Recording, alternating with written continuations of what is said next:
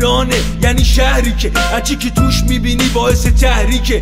تحریک روح تا تو آشغال دونی، میفهمی تو هم آدم نیستی یا آشغال بود. اینجا همه گرگم، میخوای باشی مثل بره، بذار چش و گوش تو من واکنم یه ذره. اینجا تهران لعنتی شوخی نیستش، خبری از گل و بستنی چوبی نیستش. اینجا جنگل بخور تا خورده نشی، اینجا نصف عقده‌ای نصف وحشی. اختلاف طبقاتی اینجا بیداد میکنه، روح مردم و زخمی و بیمار میکنه. کنار همه فقیره و مایه داره خفه توی تاکسی، همه میخوان کرایه ندن. حقیقت روشن، خودتو به اون راه نزن، روشن‌ترش میکنن پس بمون جا نزن. خدا پاشو من چند سالی با ترک دارم، خدا پاشو دینشو ناراحت از کارم. کجاهاشو دیدی تازه اول کارم، خدا پاشو من یه آشغالم با ترک دارم. خدا پاشو من چند سالی با ترک دارم، خدا پاشو دینشو ناراحت از کارم. کجاهاشو دیدی تازه اول کارم، خدا پاشو من یه آشغالم با ترک دارم. نمکی با چرخش کنار یه بنزه، کل و چرخش با هم کرایه بنزه. من و تو اون بودیم از یه قطره،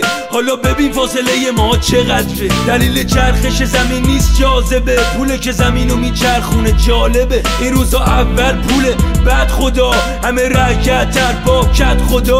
بچه میخواد با یتیمی بازی کنه، بابا نمیذاره. یتیم لباس کثیفه چون که فقط یکی داره. همه آگاهیم از این بلایا، حتی فرشته هم نمیادیم برا تا نشیم فنا با همین بلایا. اما کمک نخواستیمش بریزه کافیه همین برا ما. آدم مریض حرفامو درک کرد، تموم نکردم حرفامو برکرد. چند سالی با درک دارم، خدا پاشو دینشو ناراحت از کارم. کجاهاشو دیدی تازه اول کارم، خدا پاشو من یه آشغالم با درک دارم. خدا پاشو من چند سالی با درک دارم، خدا پاشو دینشو ناراحت از کارم. کجاهاشو دیدی تازه اول کارم، خدا پاشو من یه آشغالم با درک دارم. تا حالا شده عاشق دختر بشی، میخوام حرف بزنم رکتر بشی. پیش خود میگی اینه عشق تاریخی، اما دافه با یه بچه مایه دار خواب دیدی. خیره یاده باشه خیره، خودت بزن قیده. هرچی یادم که کنار میبینی چون نیره. یکی هم سن تو سوار ماشین، خدا به پوست غم میزنه. میکنی با کینه دعا که منم میخوام مایه دا بشم، مقدر رو کنم ترکش. دعا نکن بی اثر نمیکنن درکش. میخوای بخوابی تو بیداری کابوس ببین، بیا با هم به این دنیا فوش ناموس بدیم. باید کور باشی نبینی تو فقر و هر جا، کنار خیابون نبینی فقر و فحشا. خدا بیدار شو یه آشغال با طرف داره، نکنه تو هم به فکر اینی که چی صرف داره. خدا پاشو من چند سالی با ترک دارم، خدا پاشو دینشو ناراحت از کارم. کجاهاشو